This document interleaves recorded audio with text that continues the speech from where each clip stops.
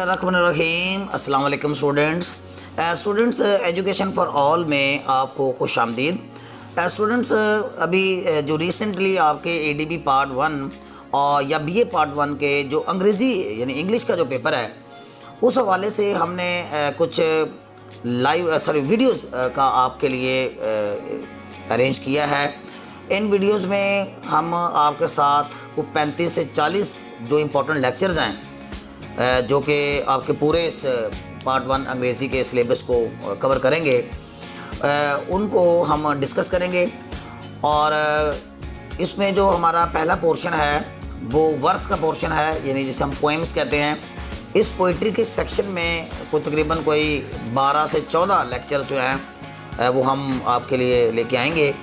और इन 12 से 14 लेक्चर्स में हम सिर्फ इम्पॉर्टेंट जो मोस्ट इम्पॉर्टेंट और मोस्ट एक्सपेक्टेड जो स्टैंजास हैं उनको डिस्कस करेंगे और उन पोएम्स को भी डिस्कस करेंगे। और फिर इनके साथ साथ जो मोस्ट इम्पॉर्टेंट क्वेश्चंस हैं, यानी जो आपको ज़रूर तैयार कर लेने चाहिए, हम उनको भी आपके साथ डिस्कशन में शामिल करेंगे। और इसके बाद जो हमारा जो सेक्शन बी है, जिसमें कॉम्प्रिहेंशन प्रेसी है, और या फिर आगे जो हमारा डायलॉग का पोर्शन है और ट्रांसलेशन का, यानी उर्दू आपको पैराग्राफ दिया जाएगा, उसमें आपने उसको इंग्लिश में ट्रांसलेट करना है। इसके भी जो मोस्ट इम्पॉर्टेंट जो डायलॉग्स हैं और पैराग्राफ्स हैं वो भी आपके साथ हम डिस्कस करेंगे। तो स्टूडेंट्स, आज हम जो वर्स का पोर्शन है यानी पोइट्री का पोर्शन, उसकी जो पहली पोएम है जो कि मोस्ट इम्पॉर्टेंट है, नज़म भी एक शॉर्ट रेंज साइज़ है और मोस्ट एक्सपेक्टेड भी होती है, तो हम उसको डिस्कस करेंगे। हमारी पहली पोएम जो है उसका नाम लेयर है, जिसे हेनरी विलियम डेविस ने लिखा था। लेयर पोएम जो है, लेयर का माना अगर हम टाइटल को डिस्कस करते हैं तो लेयर का माना फुर्सत होता है।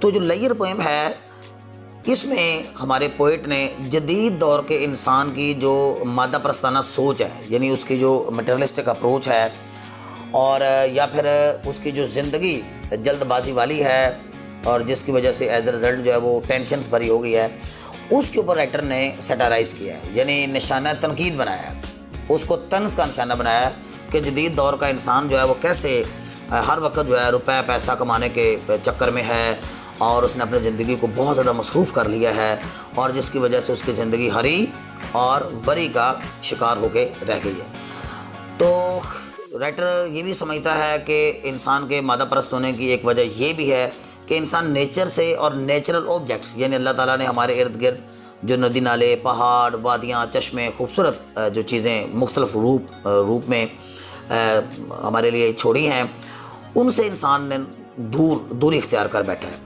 तो जिसकी वजह से जदीद दौर का जो इंसान है वो ज़्यादा अपनी ज़िंदगी टेंशन ज़्यादा कर चुका है। तो राइटर इसके ऊपर जो है निशाना तनकीद बनाता है। इसमें जो मोस्ट इम्पॉर्टेंट स्टांजा है वो स्टांजा नंबर 9 और 9 से 12, यानी ये ज़्यादा इम्पोर्टेंट स्टांजा है, जिसमें पोइट ने पर्सोनिफिकेशन की टेक्निक इस्तेमाल करते हुए ये बताया है कि इवन जदीद दौर का इंसान, उसके सामने अगर कोई खूबसूरत लड़की यानी एक खूबसूरत दोशीज़ा जो है वो भी आके रक्स करना शुरू कर दे और स्माइल करे, तो जदीद दौर का इंसान जो है उसे भी इतना टाइम नहीं देगा कि वो उसकी स्माइल जब वो क्या हो जाए, ज़्यादा हो जाए। और राइटर फिर ये कहता है कि ये जदीद दौर के इंसान का एक अलमिया है कि इस हद तक वो रुपए पैसे के मामलात में ही खोया हुआ है कि उस तरह के जो नेचुरल जो जज्बे हैं, नेचुरल सीन्स हैं, कुदरती मनाज़र हैं, वो उनसे उसने बेरुखी इख्तियार कर लिया। तो वैसे तो ये 14 लाइन्स का एक छोटी सी एक नज़म है, इसको पूरी को तैयार किया जा सकता है, तो लेकिन इसके अंदर ख़ास तौर पे आप 9 से लेके जो 12 तक का जो स्टैंजा है आप उसको ज़रूर जो है वो तैयार कीजिए। और फिर हम इसके अगर हम पोइट्री के क्वेश्चंस की बात करते हैं स्टूडेंट्स, तो पोइट्री के जो क्वेश्चंस हैं इस पोएम के, लेयर पोएम के, वो आपको मैं बता देता हूँ। आपने वही तैयार करने क्वेश्चंस। उन क्वेश्चंस में है what are some of the simple delights, यानी वो कौन सी सादा खुशियाँ हैं। सिंपल डिलाइट्स वाला क्वेश्चन जो है वो आता है कि what are the some of the simple delights we miss in our rushed life, कि हम अपनी रश भरी ज़िंदगी में, हम अपनी तेज़ रैपिड और अफरा तफरी वाली ज़िंदगी में हम कौन सी सादा सी खुशियाँ जो हैं उससे महरूम हो गए हैं। तो ये क्वेश्चन एक तो बहुत ज़्यादा इंपॉर्टेंट है। मैं थोड़ा सा इसका आपको ब्रीफिंग दे देता हूँ कि आप इसमें सबसे पहले तो बताइए इसका इंट्रो के ये नज़म जो है ये जदीद दौर के इंसान के जो इनडिफरेंट एटीट्यूड है और उसका जो मटेरियलिस्टिक अप्रोच है, यानी उसकी जो मादा प्रस्ताना सोच है, उसके ऊपर ये निशाना तंकीद करती है। और जदीद दौर का इंसान जो है चूँकि नेचर और नेचुरल चीज़ों से दूर हो गया है, यानी वो तारोबरी शाम को नहीं देखने के लिए वक़्त रखता और वो सुबह के वक़्त जो नदी का चमकता पानी है जो कि सूरज की किरणों की वजह से रिफ्लेक्ट होता है उसके लिए वक़्त नहीं रखता। और फिर जो है एक खूबसूरत लड़की यानी दोशीज़ा की शक्ल में अगर ब्यूटी भी उसके सामने ज़ाहिर होती है तो उसके लिए वक़्त नहीं रखता। ये तमाम जो सिंपल डिलाइट्स हैं ये जदीद दौर का इंसान जो वो मिस कर बैठा है और उसकी तरफ वो इतना राग़ब नहीं होता। जदीद दौर का इंसान हर उस चीज़ में इन्वॉल्व है, हर उस चीज़ में इंटरेस्ट शो करता है जिसमें रुपया पैसा इन्वॉल्व है। तो यही वजह है कि वो नेचर और नेचुरल चीज़ों से दूर हो गया है। और इसी तरह जदीद दौर का इंसान के बारे में राइटर जो है इस नज़म में बयान करता है कि हम नदी नालों, पहाड़ों, वादियों, चश्मों और खेतों में जो फिरते जानवर हैं उनको भी इतनी ज़्यादा तवज्जो के साथ जो है वो नहीं देखते। यानी हमसे बेहतर तो राइटर कहता है कि जानवर हैं कि they are related to nature, कि वो नेचर से रिलेट किए हुए हैं। इसी तरह राइटर अगले स्टांजे में भी ये बात करता है कि ये गुलहरियाँ वगैरह जो अखरोट वगैरह छुपाती हैं घास में, it's natural scene and should be enjoyed by looking at it, लेकिन जदीद दौर का इंसान जो है इसके लिए भी वक़्त नहीं रखता। तो ये हम सिंपल खुशियाँ जो हैं यानी सिंपल डिलाइट्स जो हैं, इस तरह के सिंपल डिलाइट्स भी हम मिस कर बैठे।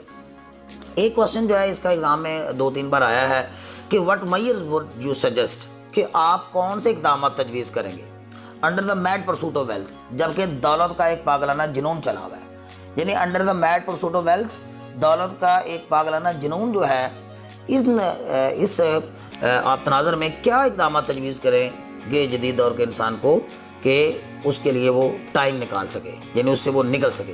तो यही है कि वो नेचर के तहत मुंसलिक हो, नेचुरल एक्टिविटीज़ में आए, नेचुरल जो मनाज़र अल्लाह ताला ने हमारे इर्द गिर्द बिखेरे हैं उसकी तरफ जदीद दौर का इंसान जो है वो आए।